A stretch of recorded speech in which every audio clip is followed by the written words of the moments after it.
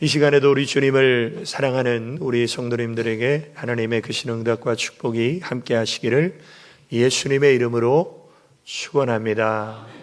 오늘 하나님께서 우리에게 주신 말씀 고린도후서 4장 7절에서 11절까지 하나님의 능력으로 사는 사람이라는 말씀의 제목입니다.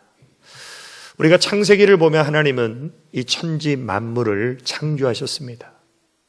그리고 특별히 인간은 하나님의 영을 불어넣으셔서 인간은 영적인 존재로 창조하시고 하나님의 형상대로 하나님은 사람을 만드셨습니다. 그래서 인간에게는 하나님의 무한한 능력과 또 지혜와 또 잠재력이 있습니다. 그래서 오늘날은 문명과 과학의 놀라운 발전을 이룬 그런 시대 속에 우리는 살아가고 있습니다. 근데 문제는 과학이 발달하고 문명이 발달하면 할수록 인간은 하나님의 영역까지 침범하려는 교만과 아집에 사로잡히게 되죠. 인간은 피조물이지 창조주 하나님이 아닙니다.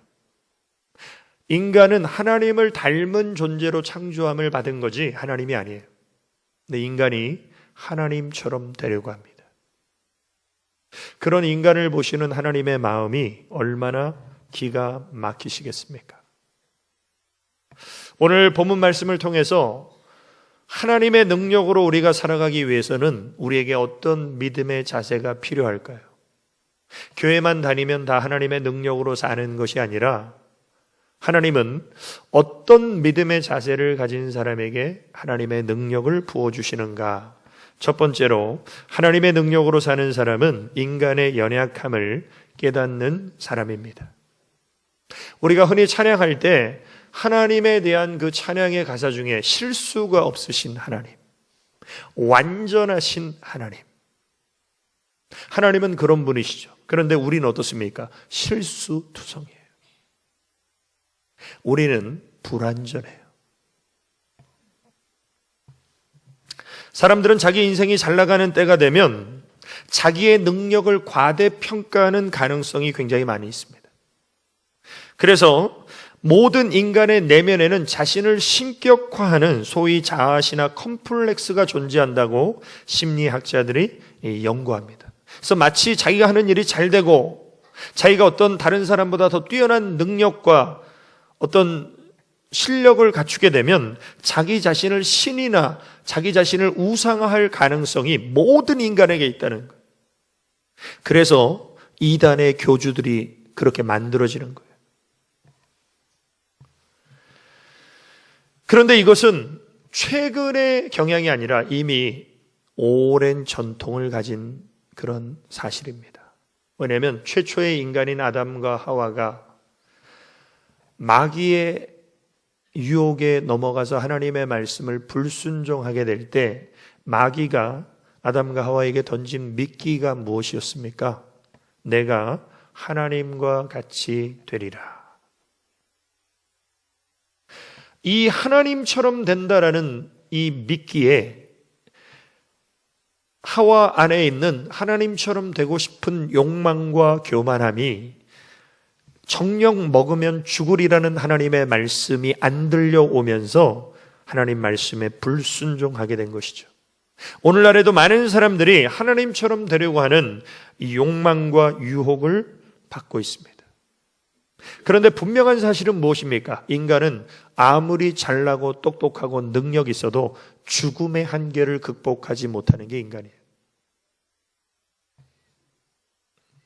그래서 우리는 죽음의 한계를 뛰어넘을 수 없는 연약한 인간임을 자각하는 것은 굉장히 중요합니다.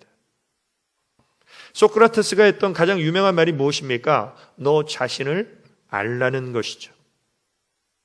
우리는 우리 자신을 바로 알아야 되고 하나님이 어떤 분이신가를 바로 알아야만 하나님의 능력을 힘입는 삶을 살 수 있다는 것입니다.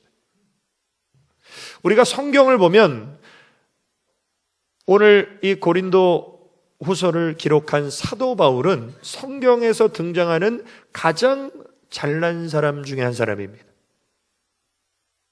그런데 이 사도 바울이 자기 자신과 인간을 무엇에 비유하고 있습니까? 오늘 본문 7절에 보면 우리가 이 보배를 질그릇에 가졌으니, 여기서 인간은 질그릇에 불과하다는 것입니다. 사도 바울 당시의 질그릇은 진흙을 쉽게 구할 수 있기 때문에 싼 가격에 거래되는 그런 평범한 그릇인 동시에 이런 것은 떨어지면 찌그러지기만 하죠. 깨지지 않습니다. 그러나 질그릇은 떨어지면 깨져요. 깨지면 복원할 수 없어요. 갖다 버려야 돼요. 그렇게 평범하고 하찮은 그릇이 질그릇인데 이게 바로 인간이라는 거예요. 하나님 앞에 인간은 아무리 잘나고 똑똑하고 대단해 보여도 떨어지면 깨져서 갖다 버리는 질그릇에 불과합니다. 그래서 고린도전서 1장 25절에 보면 하나님의 미련한 것이 사람보다 지혜 있고, 아무리 지혜 있고 똑똑하다고 할지라도 하나님의 미련만도 못한 게 인간이에요. 하나님의 약한 것이 사람보다 강하니라. 인간이 아무리 힘있고 대단할지라도 하나님의 연약함만도 못한 것이 인간이에요.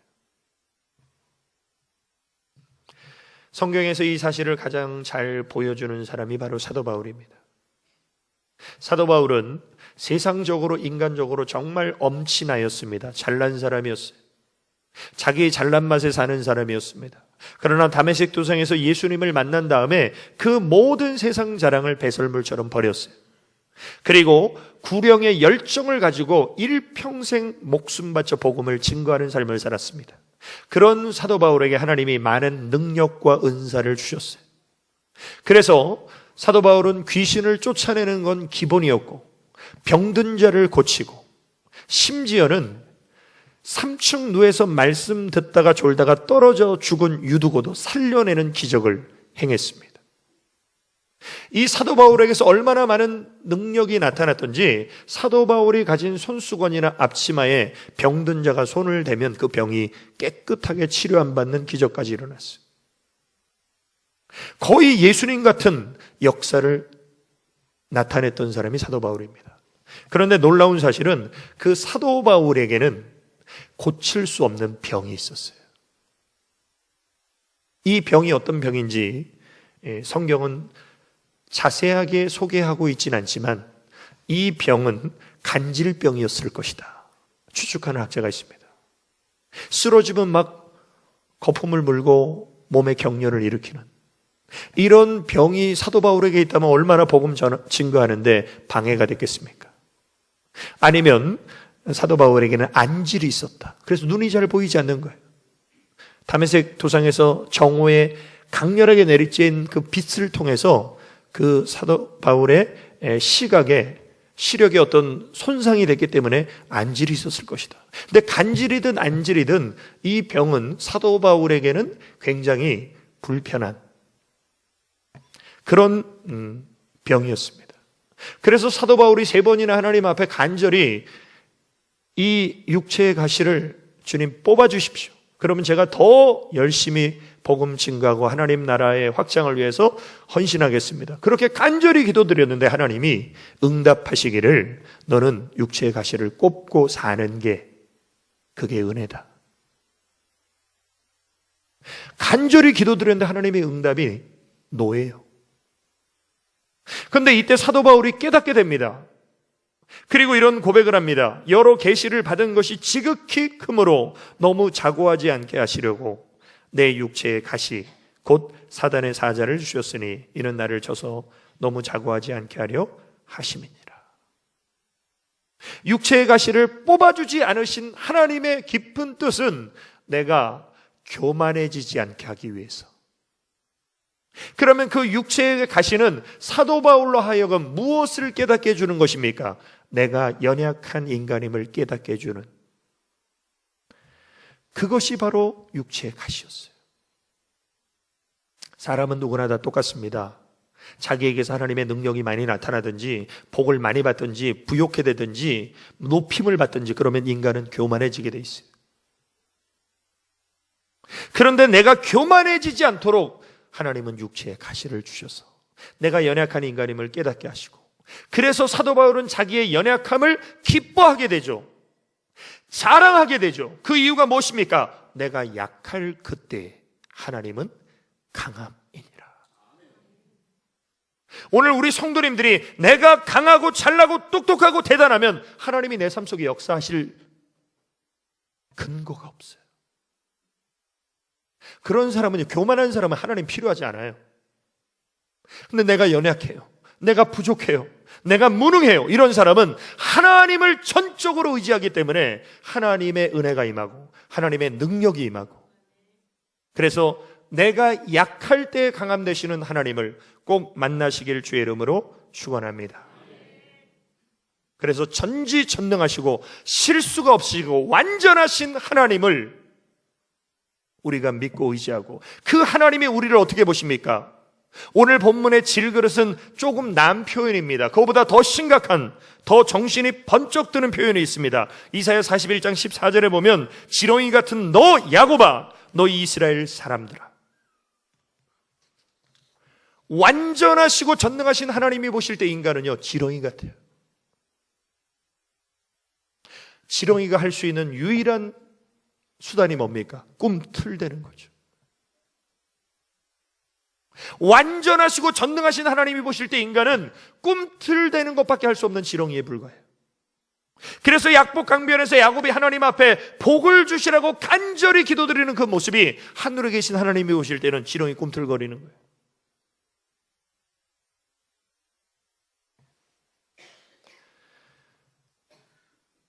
하나님은 우리가 우리 인생에 교만하지 않도록, 자고하지 않도록, 우리 인생의 문제나 시련이나 고난이나 질병이나 시험을 통해서 우리가 연약한 인간임을 하나님은 자각하게 하신다는 거예요.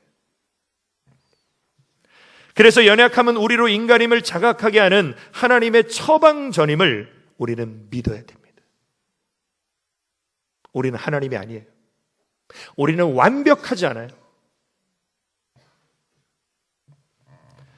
내가 얼마나 연약한 존재인가를 깨달을 때 우리는 완전하신 하나님의 능력과 은혜를 힘입을 수 있습니다.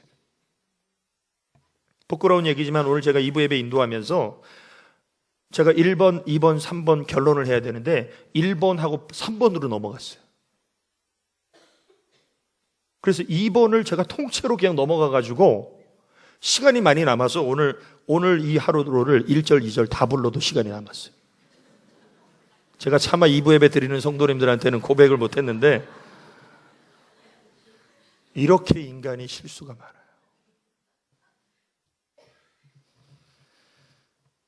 예수님께서 이 땅에 마리아의 배를 빌어 오실 때 왜 마리아가 선택받았습니까? 가브리엘 천사를 통해서 네가 잉태하여 아들을 낳을 텐데 이름을 예수로 하라. 마리아가 너무나 황당했습니다. 나는 사내를 알지 못하는 처녀인데 내가 어떻게 임신하고 어떻게 아들을 낳고, 이게 말이나 됩니까?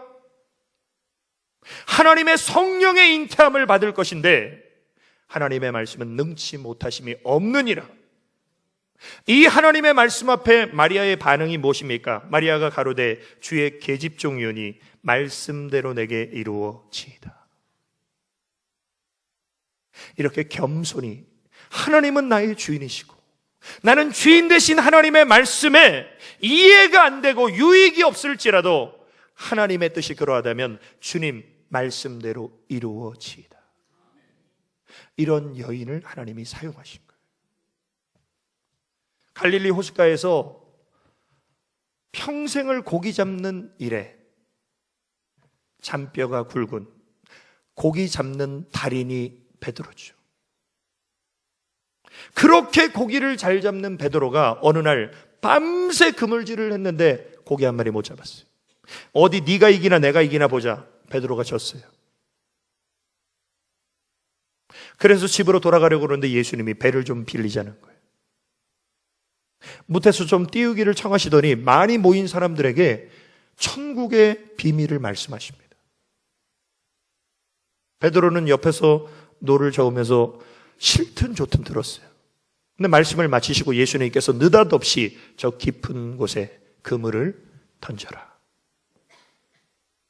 이것은 베드로의 경험과 상식과는 전혀 정반대의 말씀을 하시는 거예요.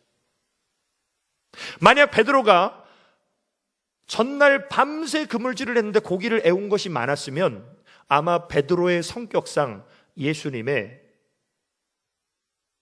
얼굴에 무슨 짓을 했을지 몰라요.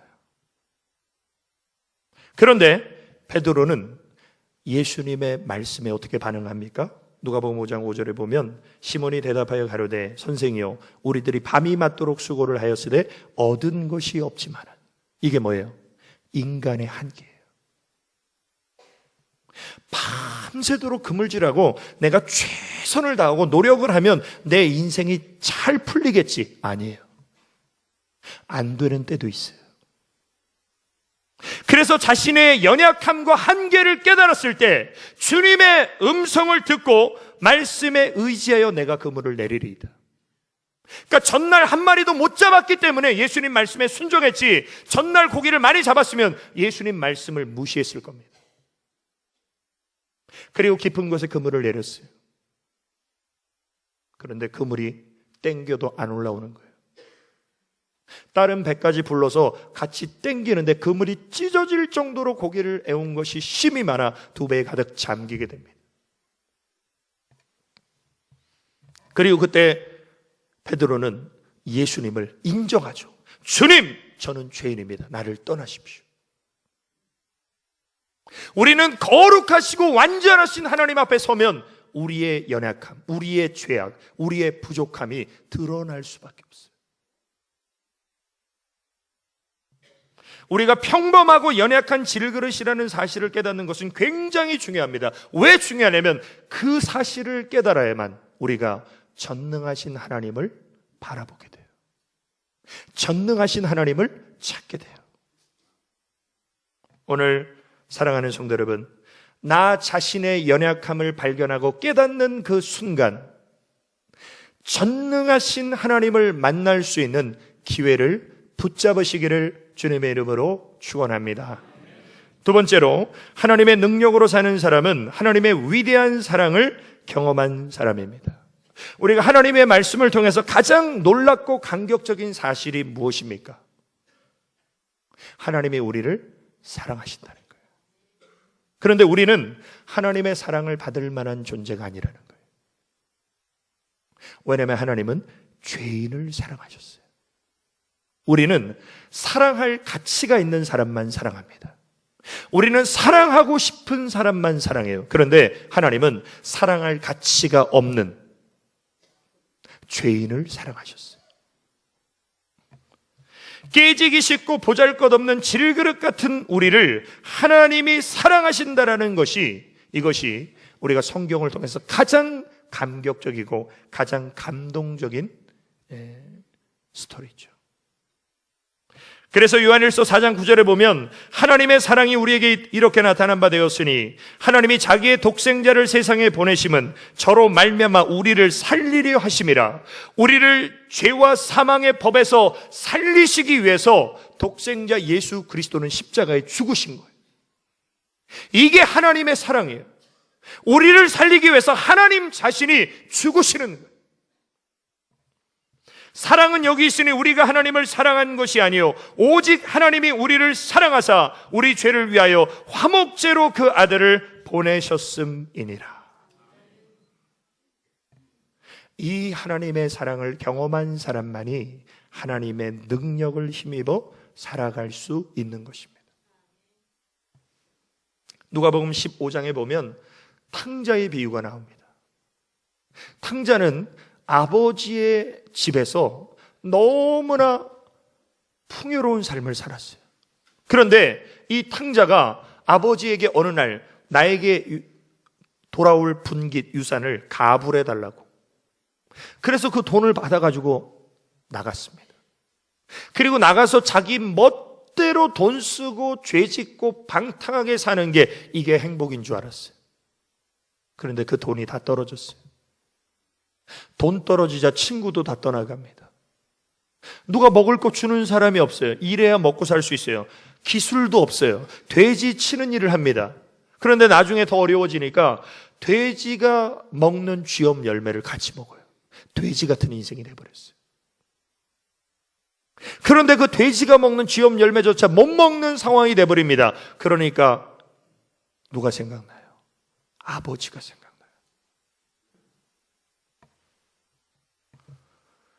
그래서 내 아버지 집에 종으로나 살아야 되겠다. 그리고 아버지 집으로 돌아가는데 그 아버지는 밤마다 문 열어놓고 기다렸어요.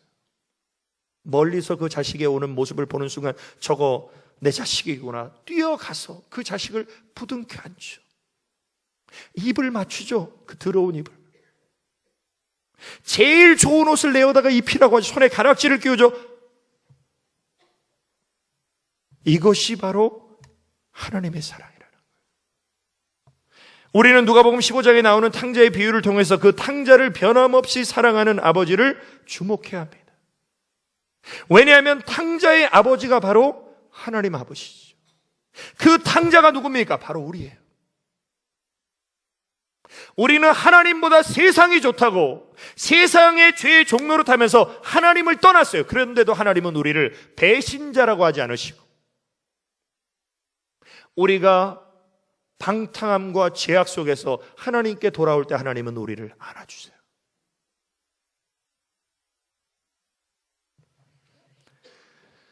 하나님은 우리뿐만 아니라 이 세상의 모든 사람의 심령의 문을 두드리십니다.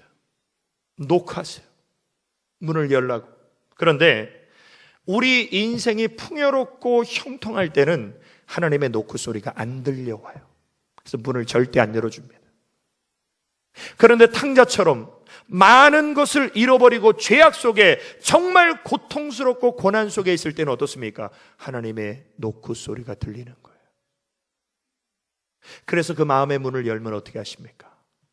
요한계시록 3장 20절에 볼지어다 내가 문 밖에 서서 두드리노니 누구든지 내 음성을 듣고 문을 열면 내가 그에게로 들어가 그로 더불어 먹고 그는 나로 더불어 먹으리라. 우리가 마음의 문을 열면 주님이 내 안에 오신다는 거예요. 그런데 내 마음은 어떻습니까? 만물의 찢기보다도 더 더러운 것이 부패한 것이 인간의 마음이에요. 왜 거룩하시고 존귀하신 하나님이 더러운 내 마음에 오실까요? 이것이 마치 썩은 냄새가 나는 거지 같은 탕자를 끌어안으시고 입을 맞추시는 하나님의 아버지의 마음과 동일한 거예요. 그래서 더러운 내 심령을 예수님의 보혈로 정결하게 씻어주시죠. 그리고 내 안에 거룩한 하나님의 성령을 부어주셔서 우리의 심령을 새롭게 하시고 깨끗게 하시는 그 하나님의 보혈의 능력이 함께 하시길 주의 이름으로 축원합니다. 세 번째로 하나님의 능력으로 사는 사람은 내 안에서 역사하시는 하나님의 능력을 체험하는 사람입니다. 우리가 예수님을 영접했다는 것은 하나님이 내 안에 계신 거예요. 하나님이 내 안에 계신데 내 안에 계신 하나님이 능력으로 역사하는 삶을 경험하는 사람이 있고 내 안에 계신 하나님이 아무런 역사도 안 하는 사람도 있어요. 똑같이 하나님을 믿는데 어떤 사람 안에서는 하나님이 능력으로 역사하시고 어떤 사람 안에서는 하나님이 아무런 역사를 안 하신다. 오늘 본문 7절에 우리가 이 보배를 질그릇에 가졌으니 이는 능력의 심히 큰 것이 하나님께 있고 질그릇 같은 내 안에 보배이신 주님이 거하시면 하나님의 능력이 동원되는데 우리가 착각하지 말아야 될 것은 뭐냐면 능력의 심히 큰 것은 나에게 있는 것이 아니라는 거예요. 전적으로 하나님께 있는 것이라는 거죠. 그래서 나는 하나님의 능력으로 사는 존재다라는 것을 깨닫게 되면 그 사람에게는 감사가 넘쳐요. 그런데 하나님의 능력을 내 능력으로 착각하게 되면 교만해지게 된다는 겁니다. 우리는 내 보잘것없는 능력을 내려놓고 우리 안에서 능력으로 역사하시는 하나님의 능력을 힘입어 사시길 주의 이름으로 축원합니다.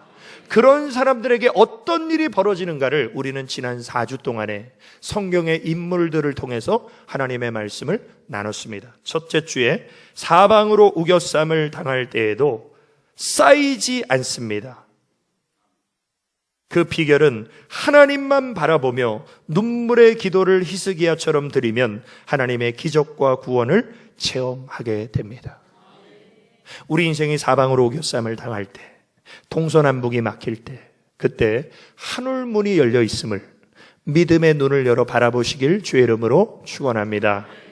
두 번째로, 답답한 일을 당할 때에도 아브라함처럼 낙심하지 않고 하나님을 100% 믿고 말씀에 순종하면 불가능을 가능케 하시는 하나님을 경험하게 됩니다.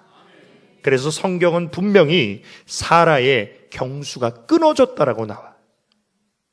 다시 말하면 인간적으로 임신할 그런 그 신체의 능력이 완전히 상실된, 그래서 죽은 자와 방불한 한 사람이라고 표현할 정도로, 근데 그런 사람에게 100세, 사라가 90세, 하나님이 이삭이라는 아들을 주시죠. 내 인생이 내가 원하는 대로 되지 않을지라도 하나님을 100% 믿고 하나님의 약속을 끝까지 붙잡고 불가능을 가능케 하시는 하나님을 만나시길 주의 이름으로 축원합니다. 세 번째로, 핍박을 받을 때에도 다니엘의 세 친구처럼 버림받지 않고 범사의 하나님을 인정하고 기대하며 믿음의 정절을 지킬 때에 불 속에서도 함께 하시는 하나님을 만나게 됩니다. 느부갓네살 왕이 평일보다 7배는 더 뜨겁게 해라, 저 세 놈을 던져넣어라. 던져넣었더니 3명이 던져졌는데 4명이 돌아다니죠. 우리가 핍박과 고난의 현장에 하나님이 나를 버리신 것 같은 그 상황 속에서도 하나님은 여전히 우리와 함께 하심을 꼭 믿으시길 주의 이름으로 축원합니다. 네 번째로, 거꾸로 트림을 당해도 욥처럼 망하지 않고 하나님을 경배하고 찬양하고 감사하고 인정하면 회복해 하시는 하나님의 능력을 체험하게 됩니다. 우리는 우리 스스로 우리의 인생을 회복시킬 수 없어요. 우리는 우리 힘으로 우리의 인생을 역전시킬 수 없어요. 그러나 내 삶의 주관자가 되신 하나님을 경배하고 하나님을 찬양하고 하나님을 인정하고 하나님께 감사드리면 하나님은 우리 인생을 회복시키십니다. 하나님만이 내 인생을 역전시키십니다. 결론입니다. 하나님의 능력으로 사는 사람은 십자가의 고난을 통한 부활의 영광에 참여하는 사람입니다. 우리 한국의 기독교가 오늘날 세상에 대한 영향력을 많이 상실했습니다. 여러 가지 이유가 있겠지만 우리가 성경에서 그 문제를 진단해 보면 우리가 지금까지 귀에 접한 복음은 예수 믿으면 복받고 잘되고 형통하고 병 고침받고 막 하나님의 역사가 일어나고 이런 쪽에만 너무 우리는 복음이 치중돼 있었어요. 이런 신앙이 기복주의로 넘어갈 수 있어요. 기복주의는 잘못된 신앙입니다. 물론 우리가 가지고 있는 이 성경에는 하나님 만나서 복받고 잘되고 병 고침받고 기적을 경험한 사람들의 이야기로 가득 차 있어요. 그러나 성경은 그것은 한 면일 뿐이에요. 또 다른 한 면에는 어떤 말씀이 있습니까? 믿음으로 사는 사람은 고난이 많다. 너희가 세상에서 환난을 당할 것이다. 여러 가지 시험을 만나게 될 것이다. 불같은 시험이 닥쳐올지라도 이상하게 생각하지 말라. 이런 말씀도 가득 차 있어요. 그러니까 믿음으로 사는 길은 편안하고 안락한 길이 아니라 믿음으로 사는 길은 십자가를 지고 주님 가신 좁은 문으로 쫓아가는 삶이에요. 그래서 로마서 8장 17절에도 보면 자녀이면 또한 후사 곧 하나님의 후사요 그리스도와 함께한 후사니 우리가 하나님의 자녀 천국을 기업으로 받는 사람이라면 우리가 주님과 함께 영광을 받기 위하여 반드시 고난도 함께 받아야 될 것이니라. 복음에는 이런 면이 있어요. 우리는 하나님의 나라의 영원한 영광과 부활의 능력을 경험하기 위해서 반드시 십자가의 고난과 죽음을 우리는 통과해야 된다. 그래서 부활은 죽음을 전제로 하는 것입니다. 죽지 않은 사람이 어떻게 부활할 수 있어요? 부활을 경험하기 위해서는요, 반드시 전제 조건은 죽어야 되는 거예요. 부활의 능력과 영광은 십자가의 고난과 죽음을 전제로 하는 것입니다. 그래서 오늘 본문 11절에 결론적으로 무엇입니까? 우리 산자가 항상 예수를 위하여 죽음에 넘기움은 예수의 생명이 또한 우리 죽을 육체에 나타나게 하려 함이니라. 우리가 예수님의 십자가의 죽음을 짊어짐은 예수님의 부활의 능력과 생명에 참여하기 위해서입니다. 오늘 사랑하는 성도 여러분, 우리는 하나님의 능력으로 사는 사람들입니다. 우리 인생에 어떠한 고난과 시련과 환난이 닥쳐올지라도 보배이신 주님이 우리 안에 계신다면 하나님의 능력은 내 안에서 역사하실 겁니다. 하나님의 능력으로 사는 사람은 사방으로 우겨쌈을 당해도 쌓이지 않습니다. 답답한 일을 만나도 낭망하지 않습니다. 핍박을 받아도 하나님은 절대 우리를 버리시지 않습니다. 거꾸로 트림을 당해도 망하지 않고 다시 일어섭니다. 그 하나님이 우리 안에 계셔서 능력으로 역사하시는 부활의 능력과 하늘의 영광에 참여하는 우리 모든 성도님들 되시기를 예수님의 이름으로 축원합니다. 우리 기도드리시겠습니다. 아버지 하나님, 크신 은혜와 사랑을 감사를 드립니다. 우리는 질그릇처럼 깨지기 쉬운 연약한 존재임을 인생의 여러 가지 문제와 어려움 속에서 자각하게 하여 주시고 그 연약한 마음으로 주님을 바라보게 하여 주시고 보배이신 주님이 내 안에 계심을 깨닫게 하여 주시사 부활의 능력으로 인생의 모든 문제를 극복해 하여 주시고 심히 큰 하나님의 능력을 힘입어 사는 존재임을 깨달아 겸손하게 하시고 하나님의 은혜에 감격하며 살게 하여 주옵소서. 주님이 가신 십자가의 길 바라만 보지 않게 하여 주시고 그 길을 쫓아감으로 십자가의 고난을 통한 부활의 능력과 영광에도 참여케 하여 주옵소서. 예수님의 이름으로 기도 올리옵나이다. 아멘.